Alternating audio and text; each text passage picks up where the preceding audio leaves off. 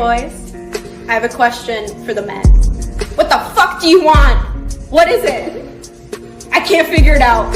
I don't know. It's not the baby voice. But sometimes it is. I don't know.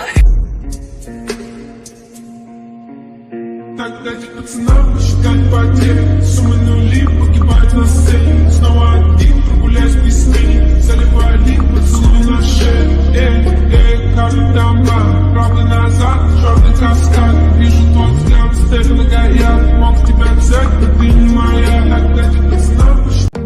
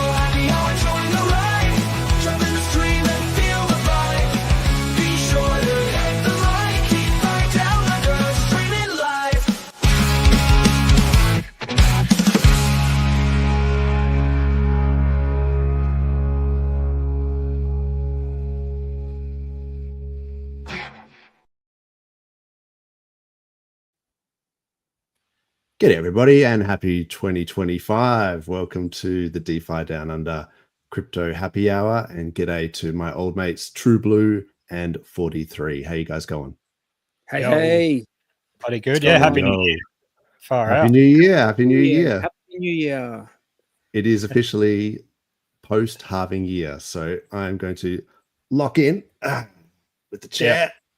And You got a seatbelt now? that's sorry, mate. You got a seatbelt on that now?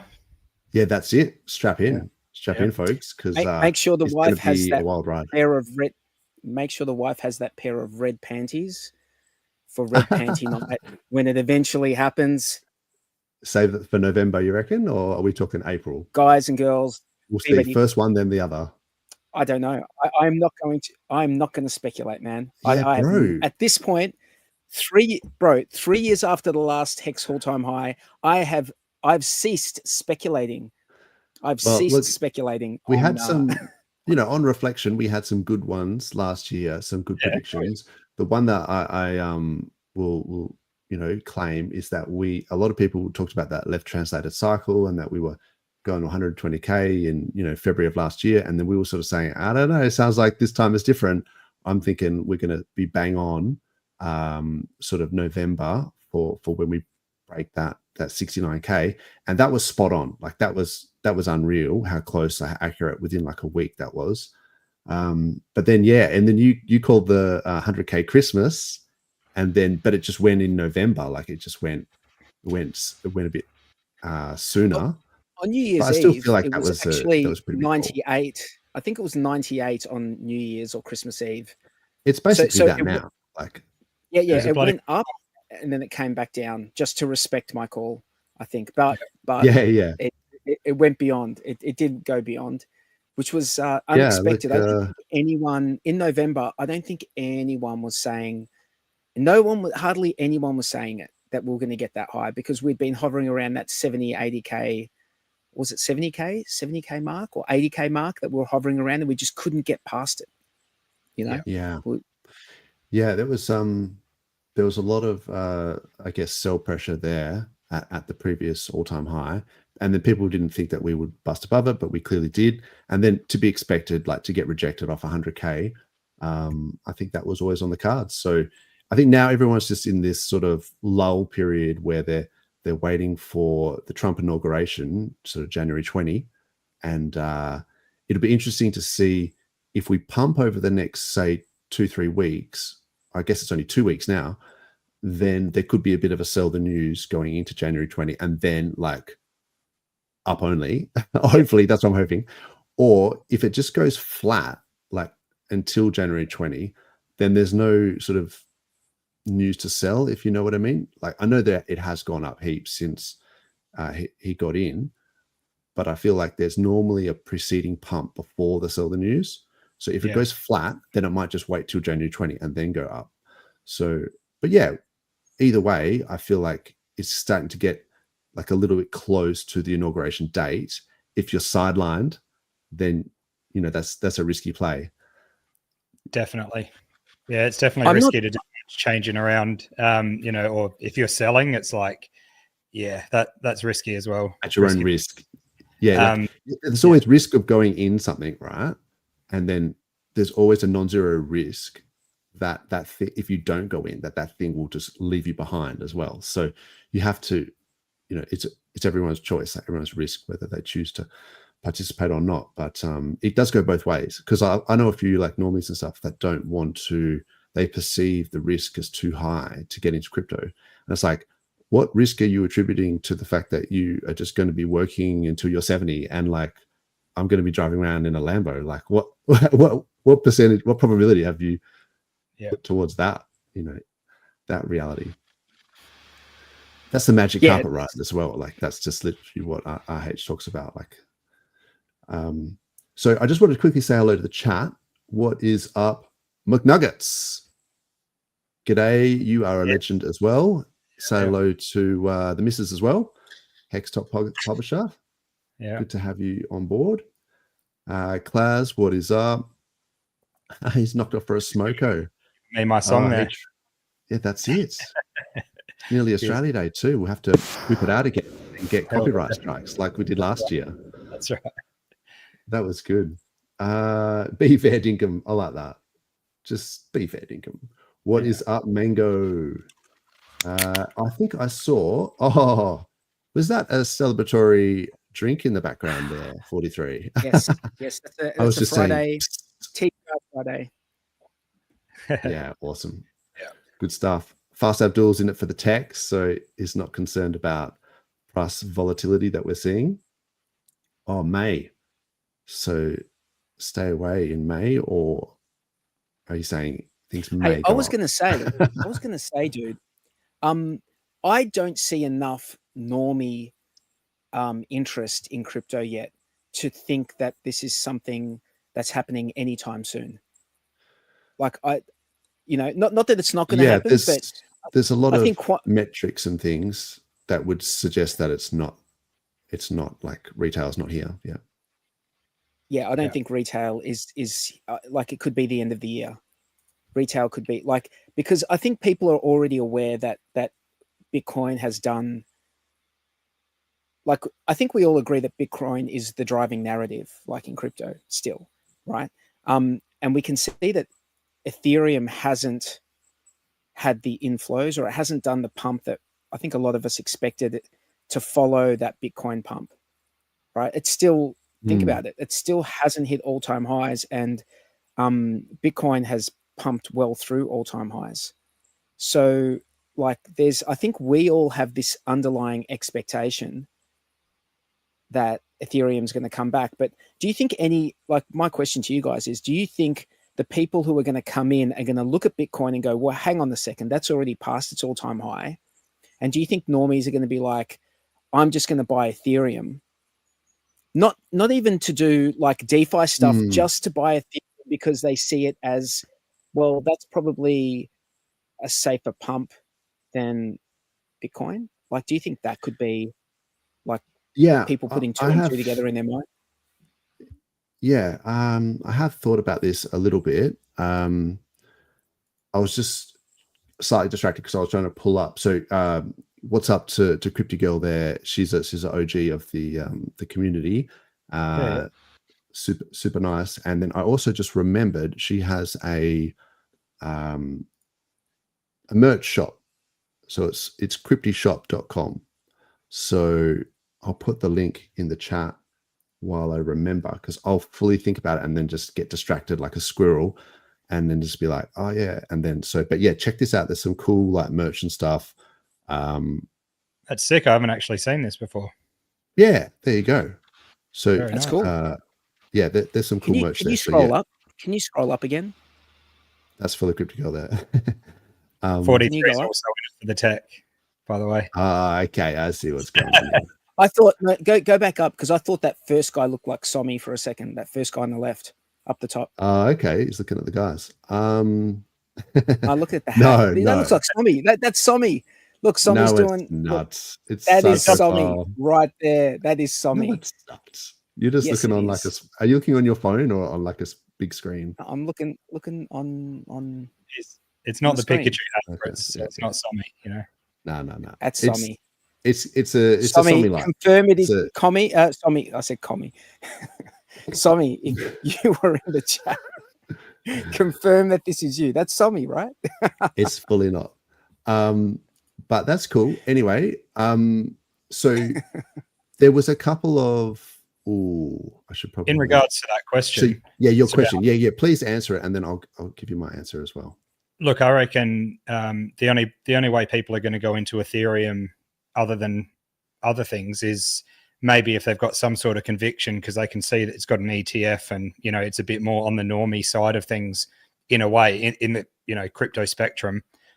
Because otherwise, if they had any sort of anyone else in crypto that could give them some tips, it would probably be, well, Ethereum should come back, and it's probably is a better one, but I can see there's some others that you still might get better gains. But the normie, I guess, whole play would still be, you'd think Bitcoin, Ethereum, and I don't know, something Sol. like that. Yeah, Sol, I was going to say, and some sort of memes that pop out at people that they may or may not get wrecked in. So I just think the fact that it's got an ETF gives them some sort of conviction that it might be a better option.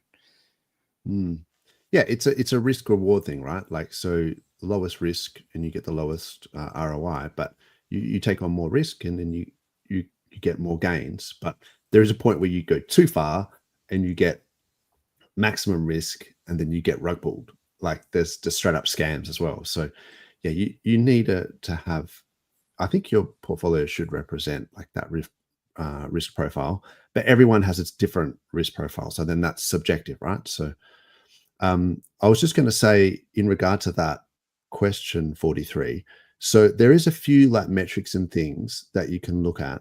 So if you're just looking at like global liquidity versus Bitcoin price, like we've seen a lot of liquidity go up towards the like November US election, the presidential election.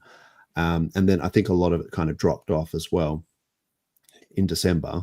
But yeah, there's been more printing of the money supply. There's more liquidity in markets. People's dollar is getting diluted. The inflation has gone up. The cost of living has gone up. But on paper, assets have gone up as well. So that's just like one, before we kind of, that's just like a primer, I guess, before I start saying how good, some of these things are. But if you look at like, so there's the pi cycle top indicator. And this is like a very good top indicator. It's nailed it within 3 days.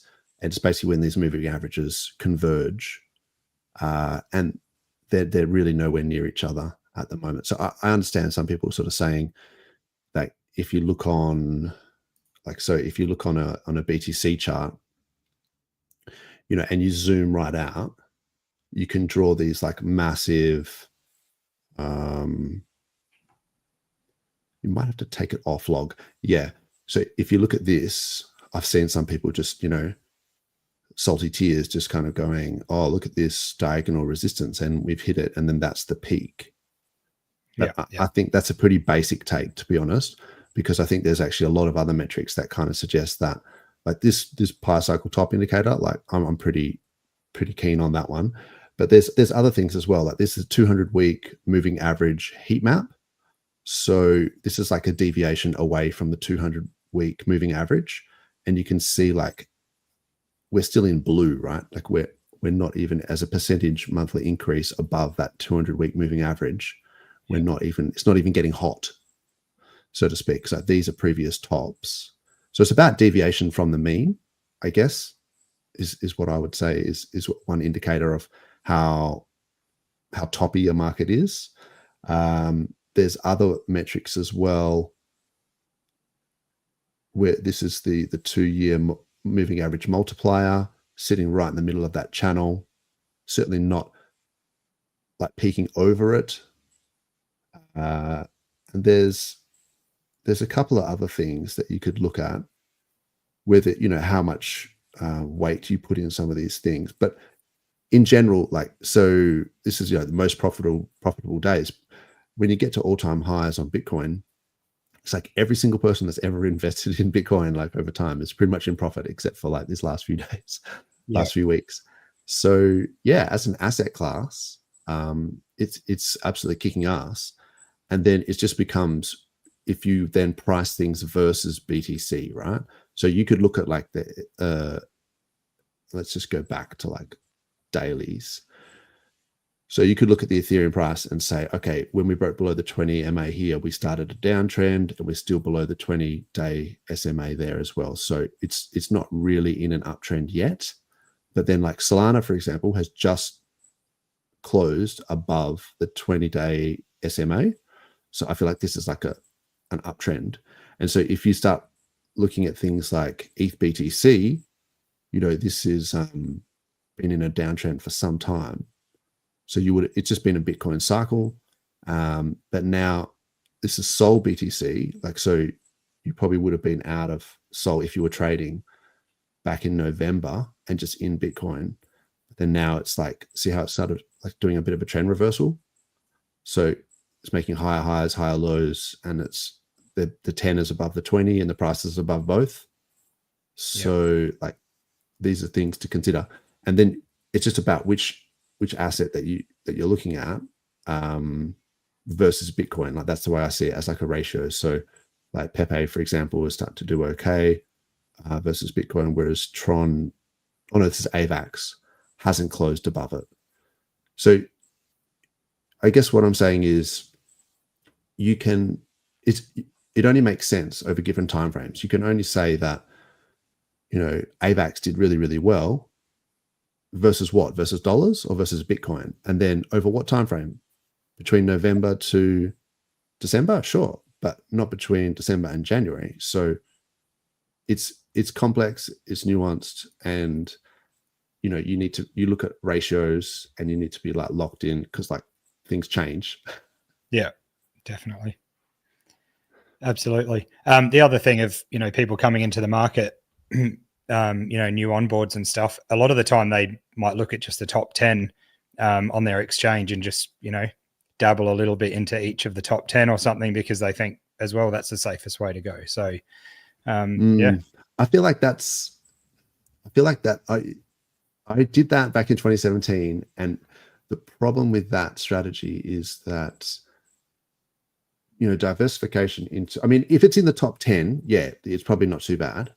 But if you diversify too much, then there are things that might outperform. So I think looking at ratios is probably the best, so that you say, is this outperforming? And not just on the daily, like in a trend. So like over some period of time. So it's established a trend. I mean, but that's just how I do it, like in terms of momentum. Yeah. I mean, some people do it different ways, but I guess the other thing we got to think about and remember is that a lot of people getting into it only know about putting money in a bank account, and they might see like the US dollar versus the Australian dollar chart or something and barely even understand that, you know. So if they're coming in, they're not always going to be looking at ratios and things like that. That's like 10 steps later for a lot of people, you know. So yeah, sure. And you know, that's the thing. There's a big learning curve, but like there's a lot of people willing to help as well. HEXicans are always, I mean, the number one thing is always security, you know, hardware wallets and things like that on your OPSEC. And then, yeah, I guess it's about your risk tolerance and things like that, DCAing but looking trends and looking at ratios, I feel like that's like more advanced, but certainly crucial. There was one here I just saw, which was XRP ETH. So I'll just show people how to do that, just in case anyone cares. So the way that I do it is, so I'll just say like, say XRP, but then, so if you're comparing it to ETH, you put like ETH USDT, and you actually click on that, and it comes up like that's on that exchange, Binance. And then so XRP USDT, you click on it again. So you've actually got Binance XRP USDT / Binance ETH USDT. So that's actually the way. Yeah, nice. Then you get it as a ratio. So he's saying that XRP is outperforming ETH, like has been for some time. Oh yeah. Closed below it and then is now back above it. Yeah. And you can look at MACD as well. Sometimes this MACD is a good indicator. When these converge, that's normally a good like reversal sign where it could actually, but you're sort of front running the trend a little bit with the MACD. But when they converge, then that's always like an interesting, indicator. And there's all sorts of other indicators and stuff you can do, and you can look at it on different time frames, like on the weekly. But daily, 4 hourly, if you're talking shit coins,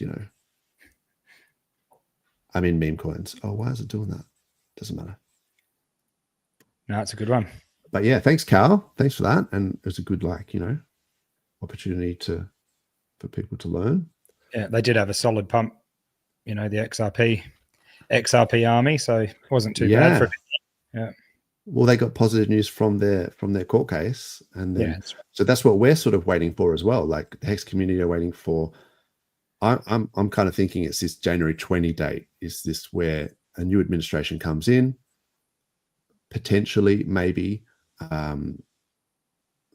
they might want to try and minimize the court cases that the SEC have got out.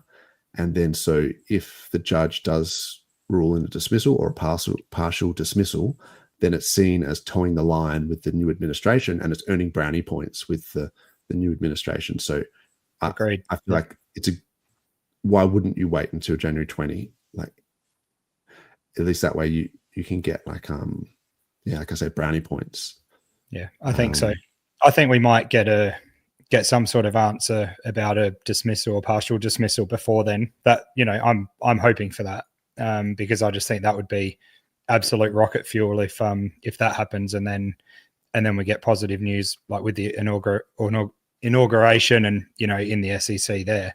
But they're too separate. Yeah, man. Hey guys, what I heard, I'm not sure where I heard this, but someone was saying that if the hex, like the hex part gets dropped or dismissed, the other ones don't, then what we could see in the ecosystem is a mass like influx, like people swapping their RH tokens for hex. So the hex PLS ratio could change. Yeah, could change. Did you guys have you heard that? Well, I was talking about it last week when I brought up that SEC timeline. And I was saying that like their case with that whole jurisdiction thing was mainly based on RH being, talking to Americans in an American conference, like even virtually, during the extended SAC phases. And I think it's a shit argument. I'm not giving merit to the argument, but I'm just saying that's their argument. And then the problem with that argument is that Hex was many years before that, and that it's just a PRC20 copy like any other PRC20 copy. So then the conclusion would be that, well, hang on, you could go after PLS and PLSX if you wanted to, but Hex doesn't really, it's got nothing to do with your argument. So then maybe hence the partial dismissal. So that was like my logic. I could bring up that timeline again. It makes sense. Totally. It doesn't. Maybe I should. It does not. What doesn't make sense is that the SEC went after Hex at all. Yeah, like there's a lot of things that don't make sense with their case. It's like they were just poking a stick and just trying to, just wave it around and see what they hit really with that whole thing, because they're also going after, they're trying to sue, a blockchain or whatever. It's a bit, it's all stupid to start. So Yeah, there's a lot of stupid things, but you know, if this is their case, you know, that they're presenting that that RH was appearing in a virtual conference, and that, you know, it was the sacrifice was unofficially extended. I know this is dumb as well, because you can always send money to a address. You can always update the ledger, you know, with keys you may or may not own. So no one can stop that. So this unofficially extended thing, I have issues with it. But if you assume that that's their case, then look at Hex's over here. Like, it's not even within this, him talking on conference timelines. So, you know, that's if you have someone's bank account details, you can send them money even if they don't want it, right? Yeah. Yes. Yeah. And we get malicious tokens, you know, might get sent to wallets, and then that you may or may not own. And then it's like, well, then how do you, as from a tax point of view, you have to sort of say, well, these tokens don't represent the value that either the tax software thinks they're worth or what they appear to be worth. Because someone can just make a coin tomorrow and mint 1 billion of them, send one coin, and then set the liquidity pool at $1, and you've got $1 billion, send you the entire supply, you've got $1 billion on paper, but there's only $1 liquidity, you've actually got less than $1 because you'd push the price against yourself. Well, it's interesting that you've given that example, because I mean, I think that we've run through that example a few times on this show over the weeks, months, and years. But it's interesting that you say that, because I believe that's Roger Ver's essentially, not really, but sort of the angle that Roger Ver is taking in his defense is that what the US is going after him for, the value that they're going after him for, he's saying, well, at the time, there was no way to realize that value, because there was not that much liquidity. You would have just sent it all to zero or you know, very low. So just to you know, to make that for the IRS to make the argument that he owes this much based on the on paper value, it's and that is such a risky thing that is associated with crypto, right? Because you've got these entities like, you know, tax officers that will look at things, but not like armed with the wrong information or the wrong assumptions. You know, people could find themselves in quite difficult positions, just like Roger Ver. And he's not a dumb person; he's a smart guy, right?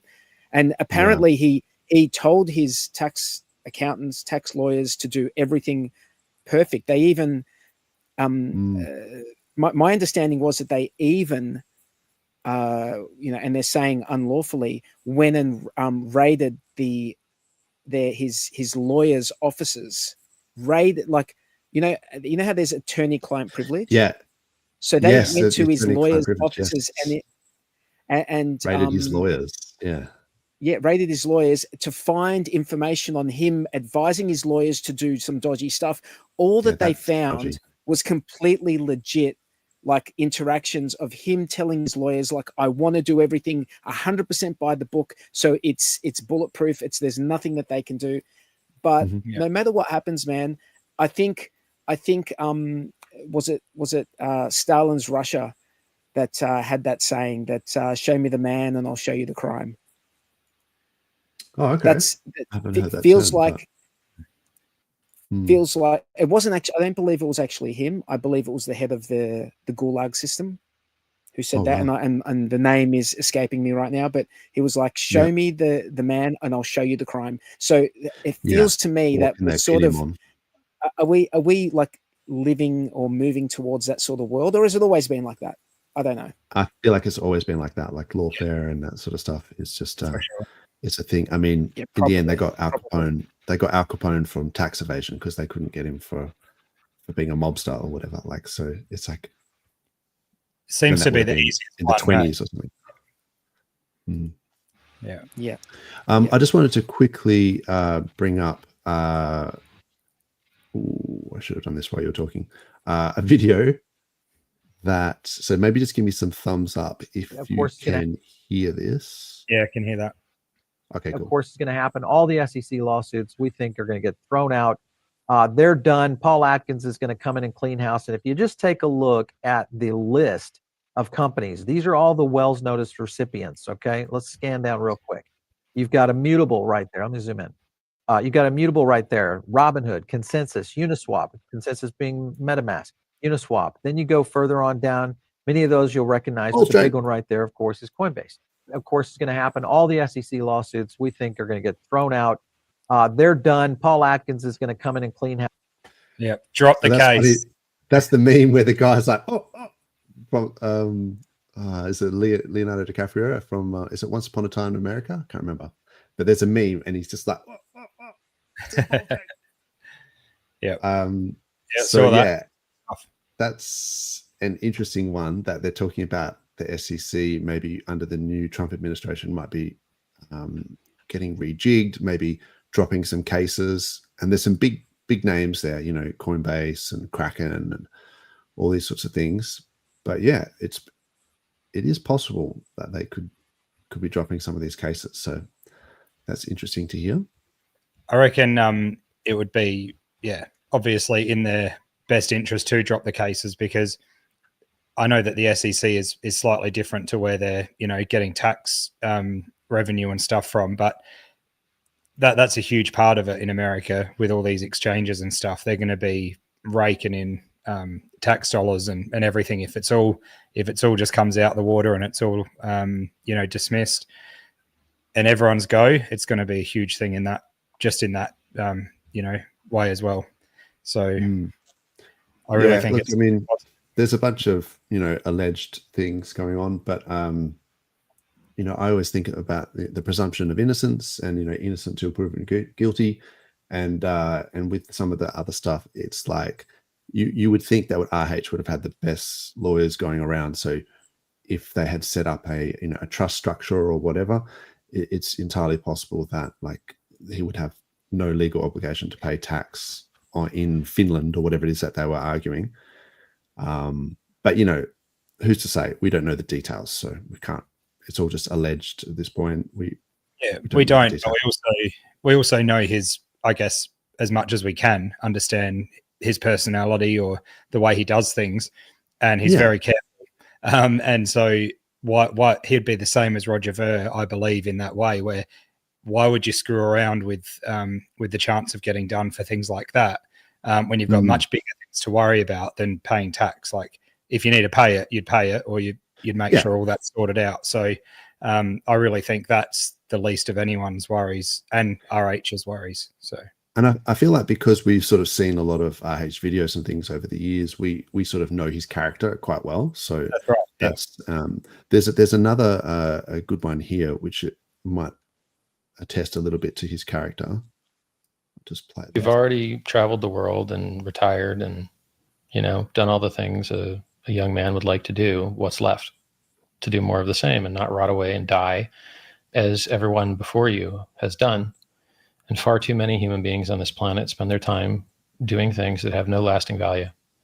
Twitter posts that no one will read again a minute after they're over. Facebook updates that don't add to anyone's life, bragging about the dinner you've eaten or what you look like in a bikini for the 45,000th time. Everyone's got your thong memorized. We don't really need to see it in 40 different lighting situations. So how would you get the world to do the intelligent thing, the smart thing, and start trying to save their own lives because they can be saved? There's a guy out there that died right before polio was cured of polio. And so things do get cured and lives do get saved. And the more people and the more funding and the more ecosystem and the more tools we give those people, the better everyone's lives are going to be forever. Because if it's cured, it stays cured. So I'd like to transition more human beings out of terribly stupid, wasteful behaviors into better fun behaviors and better productive behaviors. And no one would buy a book called Save Your Own Life, Dumbass, save your kid's life. No one would buy that book. But if I tell you instead, here's how you get laid, paid, have fun, have influence, have power, sex, drugs, rock and roll, if I give that all to you, if I fill your cup and your cup's flowing over, maybe I can get you to join me on this ride to save your own life because it's worth saving. That's the mission. Like, that's the goal, to make it a movement. Beautiful. Yeah, so that's an interesting video. It kind of gives you an insight into, I think, RH's his mission, I guess, in a sense that he's got a self-help book, you know, the Survive, or multiple self-help books, I think, now. But yeah, he's done so many videos talking about self-improvement and trying to get people to sort of be a better version of themselves. And yeah, it sort of feels like he cares about longevity, and he does actually care about things that are going on. So yeah, people sort of, I feel, unfairly label him, you know, just a scammer or this or that. It's like, okay, well, he seems to me like he actually cares. So I think he genuinely does care. You know, we've seen all sorts of crazy things he's said and done, but deep down, it's all, I think, because he cares. One thing that made me laugh about posting about food or something, the dinner you eat. Yeah. I'm pretty sure I remember him like showing off the caviar he had one day or something. So yeah, that was a funny one, but yeah, no. Yeah, that's the outrage as well. Like that was when he's most eyeballs and things. Yeah. In the middle of a bear market eating caviar, like. So yeah, sometimes people forget that as well. Like some of this stuff that he's done was purely to provoke people. Big time. To get more eyes. So, but yeah, I think that's like an important message, you know, for moving into 2025 is, you know, to sort of reflect on being more positive and trying to, like, I guess one of the things that I was thinking about was that a lot of people think about delayed gratification as being deferred happiness. And I don't think that they're equivalent. I feel like you don't have to defer your happiness. You don't have to not be happy, but you can set up investments that will pay off in the future. That's all that is, that delayed gratification. So you can trick your mind into appreciating the process of delaying gratification to the point where the process itself is gratifying. Like delaying the gratification itself, like doing that action is the gratifying thing for you. Yeah. And anything that's like worth doing is hard. Like it's not to sugarcoat and say that things are easy. Like obviously things are going to be hard, but then it's like, how do you equip yourself with the tools to deal with something that like a hard situation? Like that's much more productive than just lamenting about how hard something is. You'd be better to just equip yourself with the tools to be able to deal with that situation. And then you can still choose to be happy and you can still delay gratification, if you know what I mean. You don't have to defer your happiness for right now. Yeah. It's just that you might be deferring a payout for the future, but that's not the same thing. So a lot of people, just sort of tie their emotions too much to the price chart, which is extremely volatile. And then that's not a great way to live. Like if that's what people are doing. That's it. And it's all on paper as well. And if your emotions are following the chart, that could be pretty scary, couldn't it? So, and exactly. It would happen. So I'm definitely guilty of that.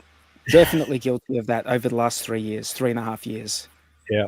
I've seen a few people. We all are to some degree.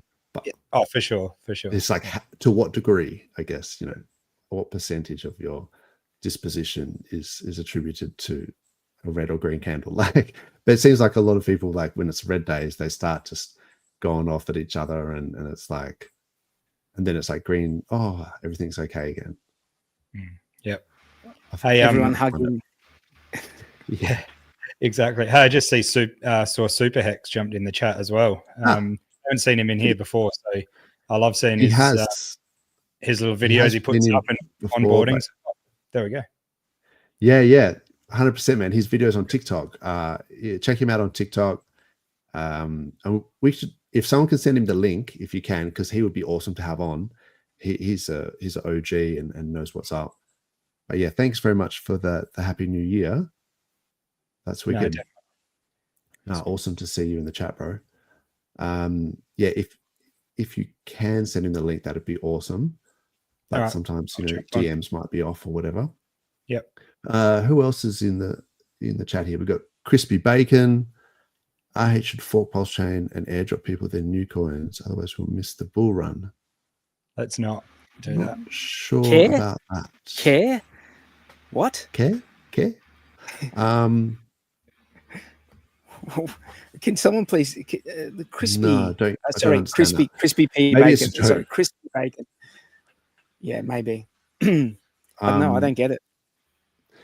Yeah, look, I don't think forking the PulseChain is necessary yet. It's like, yeah, it must be a joke. Yeah, I'm not going to talk about it too much, but that is something that in the future could very well happen if the price of Pulse goes up so high that the gas starts to approach how much it costs on Ethereum. Then yeah, they could fully fork and do a system state fork again. So nothing wrong with that. But that's like a good problem to have, right? Like that Pulse has gone up like 1000x or something, and we have to fork again. So yeah, we'll be rich as kings. So yeah, I don't. Did you guys hear about the Pectra stuff that's on the cards for Ethereum? Yes, I think we talked about it a little bit a while back. I just know about some of the changes, and I think that the wallets were going to become like smart wallets, like so EOA wallets on Ethereum might have smart wallet functionality. So that could be interesting. But I think there was a few changes. Yeah, was it? Yeah. I mean, what's interesting from our perspective is, like, would PulseChain take on those upgrades? That's the interesting thing for us. I mean, if Ethereum takes them on and makes these changes, then interesting. But if it happens on PulseChain, which you would expect it to happen on PulseChain, unless there's something that's going to make it less secure. Yeah, unless there's a reason not to. I was under the impression that we would be following with the updates on Ethereum, so I expect that to happen at some point.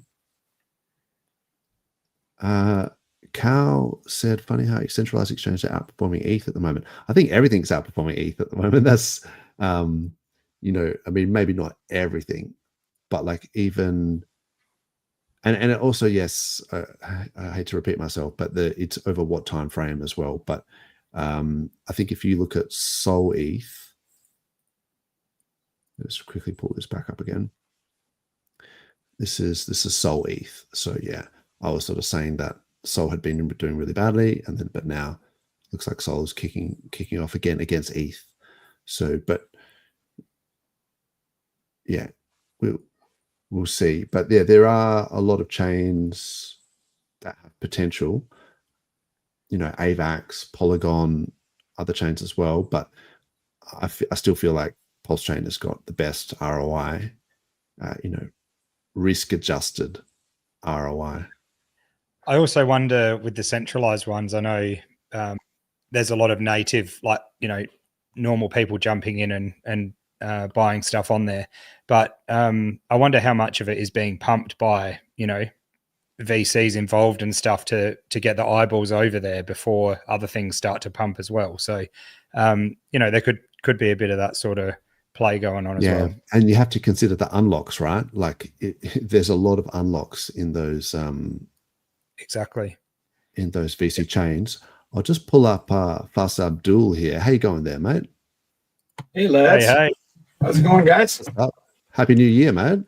Hey mate, how you going? Good. Oh yeah. How's the weather down there? Bloody hot. Pretty hot. Yeah. It's sweating right now, man. You haven't just jumped trying to work. Sorry. I feel so sorry for you. I'm actually trying to crack your seed phrase that not crack it. You put a 22. Is that a seed phrase? What is it? I don't know. No, I'm it's playing with binary. Yeah, Binary. yeah, I know. But the binary version of the word of the numbers that represent the words in the mnemonic seed, right? But there's 22 there. So what I did is I took off the last two. Yeah, I'm doing that in the background. Because I thought I bet 43 is doing that because he went quiet, and I was like, I was thinking of doing the same thing. Yeah. I took off the last two words, and I'm just like, I'm trying to like work out the checksum for the last one, and then I'm going to go put it into Ian Coleman and go check out the address on Etherscan. I don't think you need to go that far, bro. You just can. No, there won't be anything binary there, binary to text. Yeah, you might want to try Google first. Yeah, you don't need to go the Ian Coleman. You don't need to do the 480 million seed phrase variations. Let's do Google. Let's do Google. Although I have been doing that for that DeFi puzzle thing far out. Yeah, still going, eh? Yeah, man. I've almost had enough of that. That's you guys know what's up with that, don't you? Yeah. How much is in there now? I do not. I saw that one. Yeah. How close did you get? Keep putting a bit more in there. Don't How close have I got? Oh, man, I don't want to talk about it. But no, it's this DeFi puzzle thing. So there's like a bunch of words in this thing, and you can crack this wallet.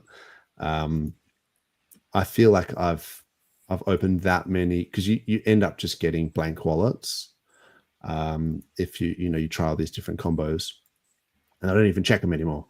But it shows you that 12 word seed phrases, like you can find a bunch. So anyway, if anyone knows the words. So you're here for the tech. Fast Abdul's here for the tech. I got it. That's what it says. Yeah. You translated it. Yeah. I'll tell you what, I'll put that out there as a thing. If someone can tell me the words, I can get the order probably within about a day. So if I'll go your halves in the million hex. If you get the right words, just tell me. I'll put them in. I'll get in the right order, and I'll go your halves. But nice. The order is not the hard part. It's actually getting the words.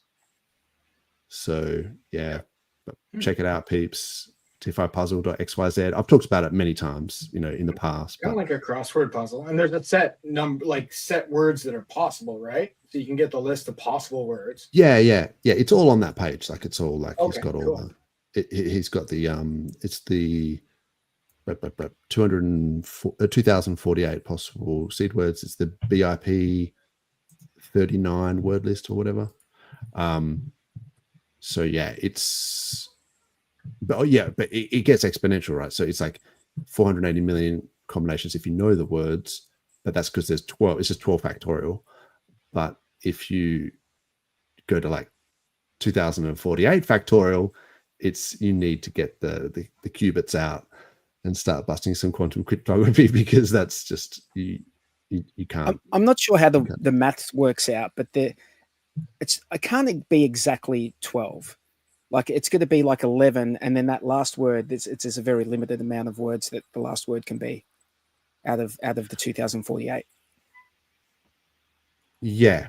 I mean, I guess that might be semantics, but like I'm saying, if you know the 12 words, then it's 12 factorial, so it's like 479 million combinations. Just if you know the words, that's just to get in the right in order. The picture, though, don't you think? Don't you think they would have put the order? It should have some relevance to how. No, there's no order. No, really? not in there. Oh. No, he said that is Eco Builder as the guy who's behind it. But So the point, what I'm saying is, like, when you're working it out, you would put in 11, right?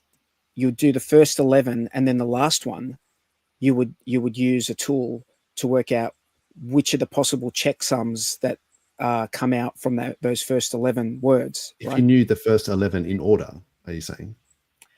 Yeah, no, I'm saying you wouldn't work out 12 in a row. You would like do the first 11. You'd try and work out the first 11 and then see what checksums come out. If any of the checksums that come out are equal to the word, that last word, then if you've got all 12 though. Yeah, if that makes sense, or maybe not.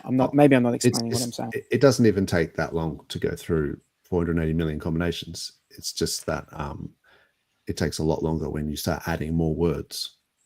That's the problem. So hence why I think 24 word seed phrases are better than 12, because of the way that factorial thing works for you, the amount of combinations. Like, more than twice as good. Like it's some silly number. Oh yeah. Like, Like, well, it's literally just, yeah. I mean, it's literally just 24 factorial. I remember Papa Bona did that, and it was like telling it's everyone 10 to the 23. Yeah, it's 10 to the 23. Okay, I suppose. A factor of 23. Yeah. Yeah, well, that's 23 zeros. Yeah. So 479 million is basically 479 times 10. We're talking about if you're trying to brute force 4 force. times 10 to the 8. So 4 times 10 to the 8 versus 6 times 10 to the 23. So that's like 15 extra zeros after. Yeah, and then add a secret word to your Trezor that has like, I don't know, 43. Like that's a phrase that has 43 separate digits in it with including symbols and numbers. And the math would be ridiculous. And that's just if you know the words, right? Like that's just to get them in the right order. Like so it becomes astronomical when you start doing like say 2048 factorial. But anyway, I was going to say about the unlocks, just with that cows thing about centralized exchange. Keep in mind centralized blockchains. Keep in mind that a lot of these blockchains do have massive unlocks, and you can just look it up, defilama.com/unlocks, and you can just be like, oh, Arbitrum unlocking $70 million, which is less than 1%, in 11 days time. Nice. So that's why the Arbitrum chart looks like rubbish.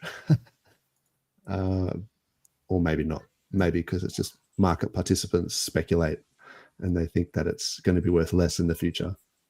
Yeah. Speaking of things that might be worth less in the future, what did you guys think of Alti? That's harsh. But there was that first day massive pump. Yeah. Because people didn't read the white paper or for whatever reason, were buying it online. So on chain, like on the on Uniswap. On the DEX, On the DEX. Yeah. So, we talked about this. I think I even said on stream that, like, from my experience with that testnet, that everyone basically just went in with that in the first day. It was times 365 in terms of speed, but you lock in the early bird price when you deposit through the UI, and then when you get your coins, like I literally drew this before it happened. This vertical line was like 24 hours after launch. Then everyone gets their coins. So people who ran the price up above this SAC price, which was 1 cent, it was always going to get dumped to as a minimum to SAC price on day 2. So, but yeah, that was always the play, was to deposit through the UI on day 1 and sell on day 2. But I didn't expect it to go up so high. Like I thought maybe it would go to 10 cents or something, but it went up to like 40 cents on day 1, which was just crazy. It could easily have just been bots or whatever. Yeah. Hey, I was watching the volume on that, and it was pretty damn high. Would the volume on DEX screen account what people are depositing in through the DApp, or is it only what's going through a DEX? Only if by depositing it swaps it or puts it into liquidity. That's the only thing DEX Screener would see. Well, I think what happened is DEX Screener had it listed as a number 1 trending coin. That I don't think it was trending in terms of volume. I think they do trending in terms of other metrics. So like part of it might be contract. I can tell they paid to make it be trending. Yeah. Oh, that's true as well.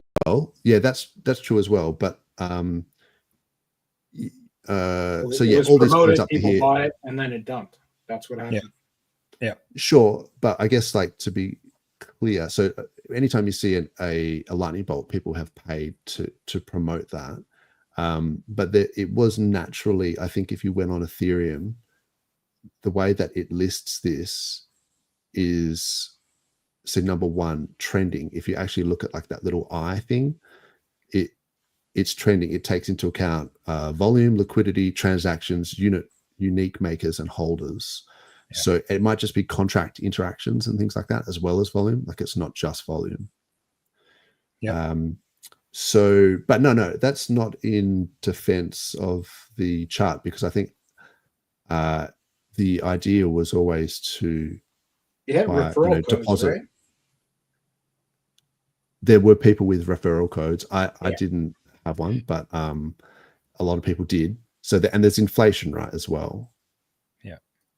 So it's going to, even the SAC price, you could say, of 1 cent, the true price, I feel like, should be lower than that, because it's got all those inflation. referrals, those guys got it for free. Yeah. So that's why, you can put limit orders and things like that. I mean, you don't even need to, because at this point it's like less than 5 times below SAC. But if you wanted to, you could catch like a 10x below SAC or something, like limit order or something, if you thought it was going to go back to SAC price. Yeah. No, she's definitely plummeted, but yeah. It's a hectic. Like that first part, I think, was always part of it. And then the low liquidity, I mean, the way that I see it is that with 97% of the deposit going into that pump pool and only having 3% liquidity, means that you're always going to have hugely, like, lots of volatility, because there's not enough liquidity there. And people are just going to rage quit as well, and that's just going to dump the price. So it looks like a Solana chart to me. Solana? Yeah. How's that? Well, because you can see there's a bunch of influencers who pumped it, and you can see people buying it, and then you can see the influencers exiting. Right, like the big red candles that some people knew was going to happen, but the people who bought it up to that price obviously didn't. And then, there'd also be a lot of people buying it without even knowing what the application, like what Alti's going to do, or about the depositing function. They would have just bought it straight off, seeing that it was trending. So, and I guess it was promoted, so people are being encouraged to do that. Like, you and I know that's a good way to get wrecked, but a lot of people don't. So, yeah, interesting. I don't know. Yeah, look, it's not a good look. It's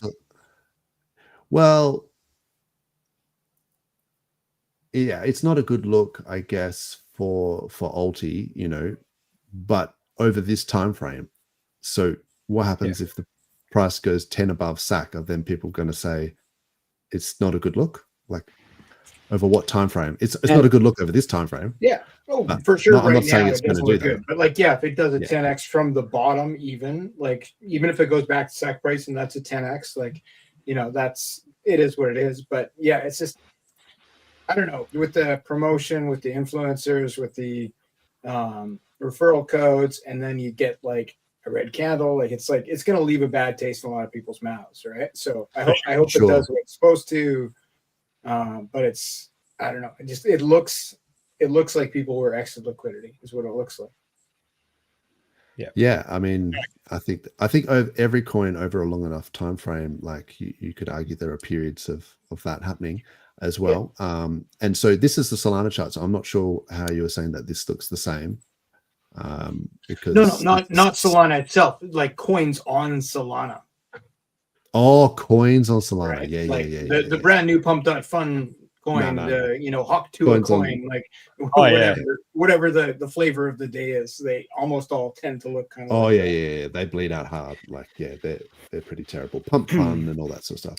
I think we all have to be at peace. I think we all have to be at peace and acknowledge, be cognizant of the fact that we're playing in a game that people inevitably lose money. It's the way it works. It works that way. Every cycle, people will FOMO in. This is what we actually sit back.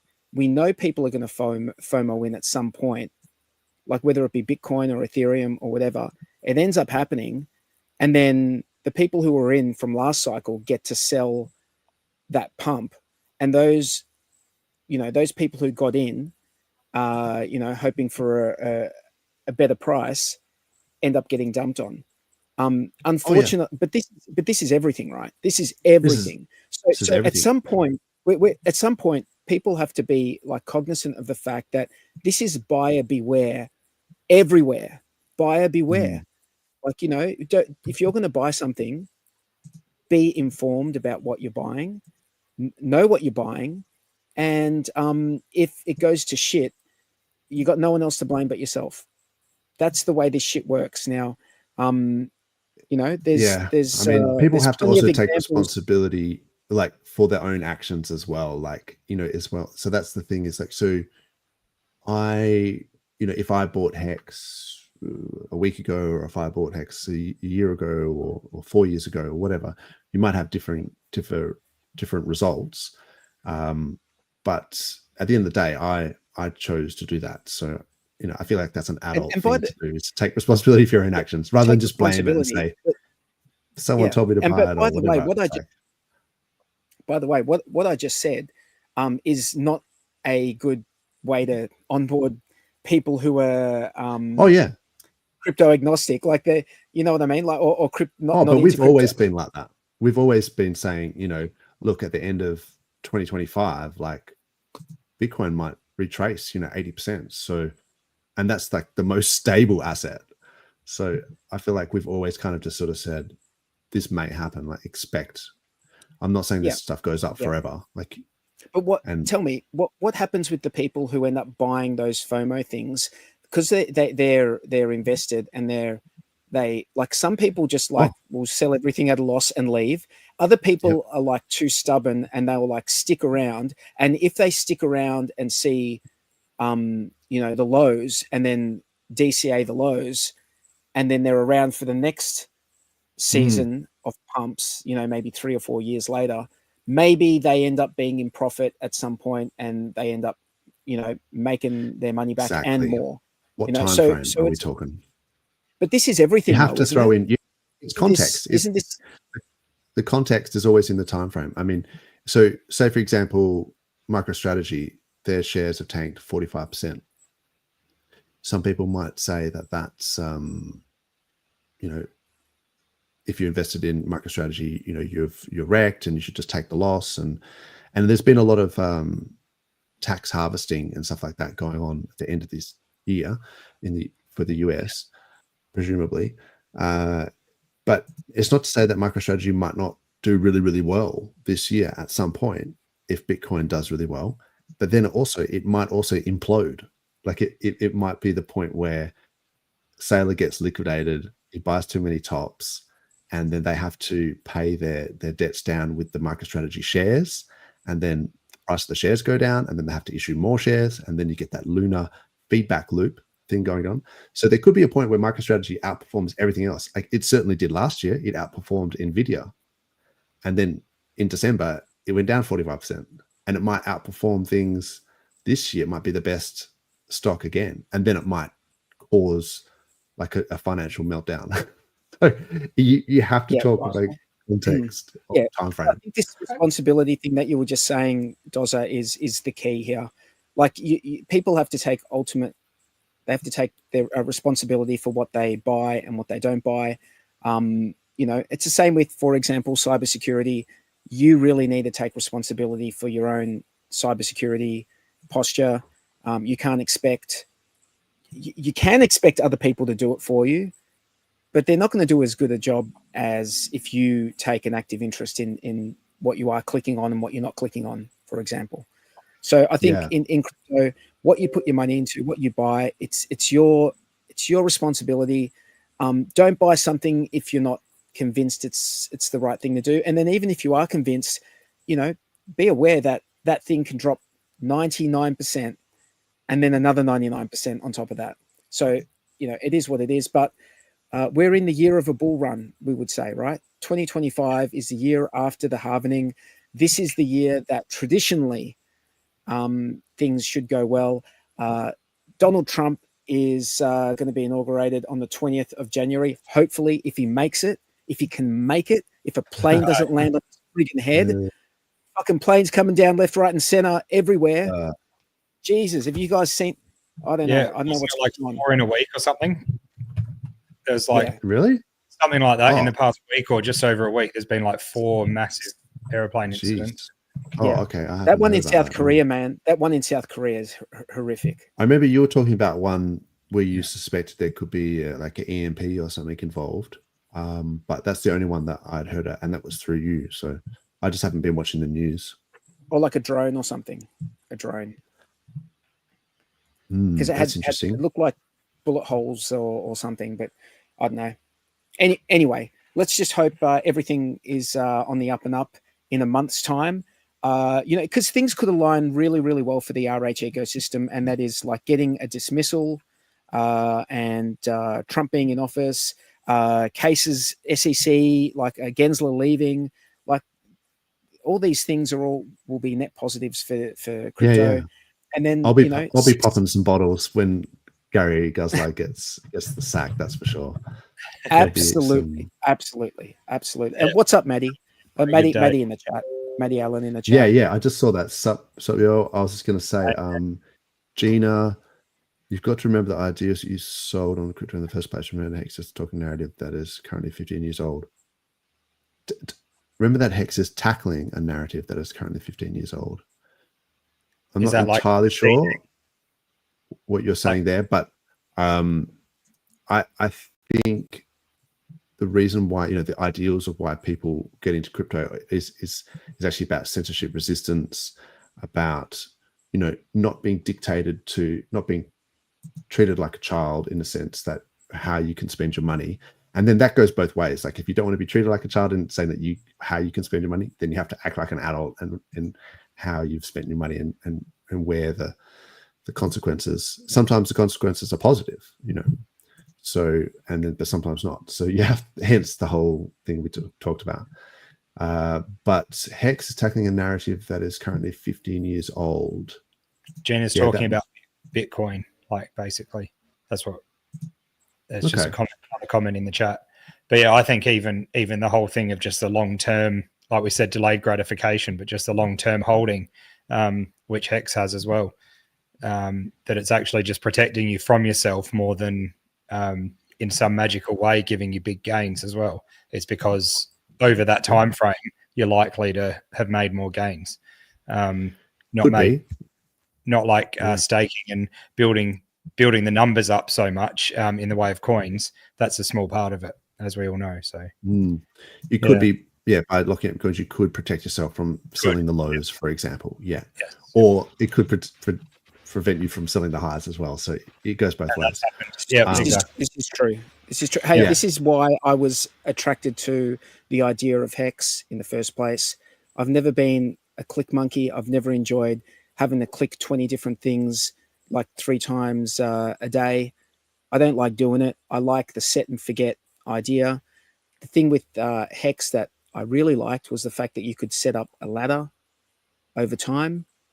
And then as it comes out, like just bear in mind that people who locked up at the beginning of Hex, like so I'm not sure what it is now, right? If you lock up now, last time I checked, if you lock it up for 5 years, you're likely to like double the Hex in over the course of 5 years.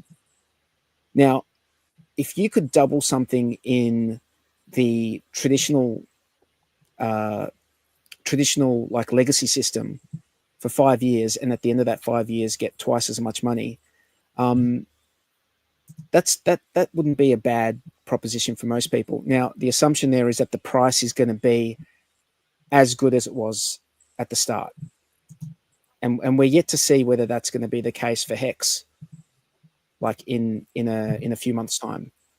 Whether the price of Hex in a few months' time is going to be higher than it was 5 years ago. We're going to find out. We are going to find out. Definitely. Going back to the talk about Alti and any coin that's gone down a crap load, is that I think maybe the timing of Alti's launch might mean that you might be able to get good gains off it, just like same with PulseChain. It's still relatively early and it hasn't had a major run yet. By 10x below SAC, then the math becomes much better, doesn't it? Yeah. And you got to remember the whole thing that a lot of people preach is to DCA and not to go all in on the first day and not to go all in the very start, because a lot of people, that's where it goes wrong. So if you have the guts and you believe it and it's your own decision, to DCA over time, then you might just do well out of anything. Yeah, because it's showing that most do well. My only problem with Alti in that regard is that there's almost like a bit of a diode effect where if people are depositing through the UI, 97% of that goes into the buyback pumps, right? Then there shouldn't be, in theory, any buy pressure on chain. So if the price is just an equation of how many people buying versus how many people selling, there's not going to be a lot of people. There shouldn't be a lot of people buying on chain. They should always be using the UI. So then the only person that's buying really is that pump pool, and those pumps aren't really that big when you actually do the maths. But then when people sell because of that diode effect, people rage quit. They don't look at the slippage, or I don't know. I can't understand why people will do that. But if you try and sell $1 million into a liquidity pool that's only got 100 grand in it, then you're leaving a lot of value on the table. So maybe that's a good thing in the long term, but because over a long period of time, that money in the pump pool will eventually pump the price up, and then so the economic energy that's leaving is getting devalued by the slippage. So I can see it from that point of view, but also I just think, where's the buy pressure? So, but anyway, that's the game theory, right? That's people make their own decisions. But personally, when we first, I know, like, we had Steph on stream and stuff, I thought that probably over this cycle or this bull run that it'll probably do pretty well. But then the long term, I can see some issues there, especially with unlocks, like we've been talking about, people getting referrals and where is the buy pressure? So, I mean, the testnet, it played out exactly the same as it has so far. Like, cool. This is so if you were paying attention during the testnet, it's no shock to anyone. So but anyway, it's paired with wrapped Ethereum in the liquidity pool. So there's that as well. So wrapped Ethereum going up in price is going to have an effect on the price of that token. Yeah, sure. And low liquidity on the V3 pool works both ways, right? Like, so I guess it can, it can bump easy, it can dump easy, right? Yeah. And people can add liquidity as well, right? So once people start getting these, 100-day unlocks or whatever from that, because the referrals, no one's got that. I guess that's one maybe flaw in your argument there, Abdul. Oh, really? Is that there's 100-day. I didn't know the referrals, how they worked. They don't have. Well, there's 100. They haven't got it yet. There's a 100-day delay until they get those referral bonuses. So set your limit orders for 100-day from launch, 10x below. And you can do that on Matcha, right? You just go to Matcha. People presumably know how to set limit orders on matcha.xyz. You just need wrapped ETH. You set your time frame. 100 days before. Or 1inch.io. Yeah, there you go. So people can feel free to do that, like, if that's what you think, because it might bounce, but there could be some massive wicks on that 100 days. It probably depends on who those people are who got those referral bonuses. Like, if they're true believers and they don't sell, that, like, day 101 could be a huge pump. But if like they're just waiting with their finger on the button, then day 101 won't be a big pump. If they're in it for the tech, like you, Fast Abdul, then you're good. Then you'll be fine. But hey guys, while we got Matty Allen in the chat, have you signed up to speak at the Hex conference yet? I got the message long ago. I'll do it. Yeah. Unfortunately, I can't make it. Fill out the survey, guys.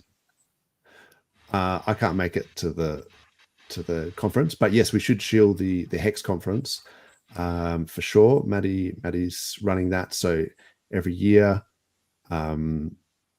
check out Maddie's profile. I'm sure and I'll retweet it as well, and I'm sure everyone will. So I think it starts on the 6th. 6th to 9th, I want to say. 6th to 9th. Yeah, I think so. So unfortunately, I can't make those dates. Are you speaking Fast Abdul? I've yet to be confirmed, so I don't know for sure. But there's a chance. If Matty approves me, I'll speak if he needs me to. Oh yeah, I think. Look, it's it's a fairly thankless task doing, you know, streaming and stuff. Like none of us get paid for this stuff. We just do it out of the kindness of our hearts. So this is community, right? This is what community is. Yeah. That's exactly right. So we do our best and we chip in where we can, and chip in with our time to sort of attend these things. I think I was on the PulseChain conference, and I think also the Hex conference last year. So, nice. But yeah, I didn't get a badge, so I'm not part of the badge cabal. You could get a badge though. You could be. Could I? Yeah, totally. If you've spoken at a Hex conference or a PulseChain conference, then that's the first qualification for being able to get a badge. The next qualification is you got to pay $600, I think. Oh, right? I didn't realize. But it literally, statistically, it doubles your interactions on Twitter to have a badge like that, right? Because it's like they're a limited quantity. Twitter will actually push you, is my understanding. It's like, oh, this guy's got a paid for badge. But in order to get the badge, they can't just be sold. You have to prove that you were a part of what said exclusive group. And then the $600 goes to Twitter, right? Like that's their fee. Okay. But you don't have the option to get the badge unless you can prove you're part of like said exclusive group, right? Okay. So, but if we look at the people with badges, like they have a lot of interaction. I think it's, look, I've been taking the burden. There's a burden that like the heavy is the crown. That you know, if you start, if you've got a badge, then you have to be responsible. I shitpost too much and do memes and stuff. So. I do a lot of fighting on Twitter. I think it's fun, but yeah, maybe I'd have to slow down. I'm maybe not the best representative to have, so that's why I haven't really gone for it. But no. Look, shout out to the people who have got them. That's awesome. It means they get more engagement. Like, all in all, it's awesome that it was made to happen. I think Maddie had a lot to do with it. I think it's great, and it's not just being handed out to mates of mates or something and left, right, and center. There is some proper reasoning behind it. So. Yeah, you have to have been on the screen at the Hex conference, is my understanding. Yeah, it's good. Yeah, we just need to get RH. By the way, no, go on, mate. Go on. No, it'd be nice for Richard Hart to get his Hex badge back. That's all. Indeed, agreed. Yeah. By the way, I was saying. Sorry, mate. I think we've got a delay because. I always seem to be talking over you. I was just saying, like I was saying to you guys before in the green room, Maddie's been getting a lot of heat for the in the last couple of days, which I don't quite understand, right? Because I understand like what people say, but like I don't think reality matches up with what some people say. Because let's just bear some things in mind. Like people don't know some things. For example, no one knows that almost no one knows that when Staker App came out, a lot of us were concerned, right? That that's the only way that we can interact with our stakes through Gnosis Safe, through Staker App. So, but Maddie actually built a front end called tshare.app, which allowed you to connect through Wallet Connect. And by doing it that way, you were able to interact with your Hex shares, your Hex stakes that were placed through Staker App. So that was like doing something that didn't need to be done, but was done, and it helped the community, right? It was like a secondary thing that helped, like a backup for Staker that, very few people knew about that. Other things also made like that time pays me, which is, I think, is a very interesting idea to be able to lock up, tokens and drip them to yourself. I think that's a great idea. Someone who's yourself. Yeah, that's a cool idea. Yep. It's the same idea as X too, right? Like it stops a lot of scammers probably who are trying to access those coins. They won't be able to. Yep. The other thing is, someone who's showed up to stream for pretty much 5 years. Hey, I mean, and apart from that, putting on these conferences, putting on the online conferences, which I am I'm sure that these things take a lot of organizational skills and a lot of time and effort to put together. So before people throw shade, they should just ask themselves this question, right? What the fuck have you done? Yeah, absolutely. Good question. So you don't have to love everything someone does. You don't have to love everything they do. But before you throw shade, just ask yourself, what the fuck have I done for the community that is on par with this person? Does he really deserve this sort of this sort of shit from people who are just anons on Twitter? That's the thing, is they're mostly nobodies. The guy, like the people who are like shitting on Maddie and other Hexi influencers, like they're going after girls in particular. They love to go after the girls. Like it's not well-known Hexicans who are dropping these blows, right? It's like it's nobodies who are attacking well-known influencers to make themselves seem cooler. It's typical bully behavior, right? They'll try to pick a soft target and they'll try to attack so that people think they are cooler because of it, to get their name on the screen. Yeah. And don't get me wrong, my job is not to sit here and defend Matty Allen. He's quite capable of defending himself, but I just see stuff and I see it and it's like, come on, dudes, like what do you it comes back to that question, what the fuck have you done? What have you done? The other thing is he's defended himself in many ways, in which even every time he's copped heat from someone, he's still here. He hasn't bailed and just said, screw it, do it yourselves or whatever. He's actually still here, and it's not the first time. And the way I see it is, when you have a voice in anything and then you sort of have a louder voice or you're more prominent, like Maddie's streaming all the time, everyone knows him, they're always going to cop crap. The more you're out there, you're going to be a target, and people will just pick everything or find a way to take you out. So and no one's perfect either. Like he's admitted that as well. Like he's changed his mind on certain things and sort of said, look, when things came out, he would have said, I remember he was anti-Hedron at the start, and then he turned around and was like, okay, so he's changed his mind on that. He came out and famously apologized about the PDI guys. Not that he really had to or whatever, but it's just like, over that time frame, PDI had been doing really well, and then people were giving him a hard time. But no one's perfect. So, and if you've got an anonymous like PFP and you don't have the balls to like show your face like on stream or whatever, then shut the fuck up, because but if you can actually put yourself out there and then you can talk in that, then that's fine. You can have a civilized discussion, but it's easy to like be an armchair critic if you. Oh yeah, keyboard warriors. There's so many of them. Keyboard warrior, days, right? It's like, that's right. Yeah, meet me in Vegas, guys. Let's talk like in person if you have a problem. Danger! Well, throw down. Danger! That's it. Yeah.